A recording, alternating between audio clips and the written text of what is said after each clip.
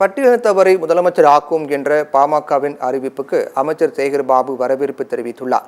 சென்னை வில்லிவாக்கத்தில் வடசென்னை வளர்ச்சி திட்டத்தின் கீழ் கொளத்தூர் வண்ண மீன் சந்தை அமையுள்ள இடத்தில் அமைச்சர்கள் சேகர் பாபு, அனிதா ராதாகிருஷ்ணன் ஆகியோர் ஆய்வு மேற்கொண்டனர்.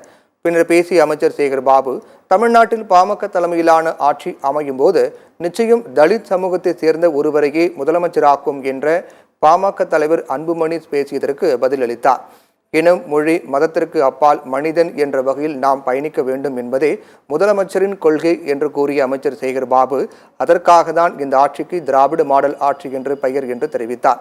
சாதிவாரி கணக்கெடுப்பு குறித்த கேள்விக்கு பதிலளித்த அவர், சாதிவாரி கணக்கெடுப்பு மத்திய அரசு மேற்கொள்ளப்பட வேண்டிய பணி என்றும், தூங்குபவர்களை எழுப்பலாம், தூங்குபவர்கள் போல் நடிப்பவர்களை எழுப்ப முடியாது என்று கூறினார்.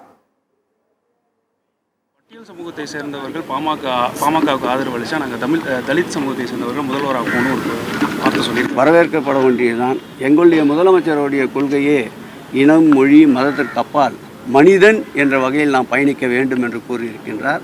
அதற்குத்தான் இந்த ஆட்சிக்கு பேரே திராவிட மாடல் ஆட்சி என்று பெயர் சூட்டியிருக்கின்றார்.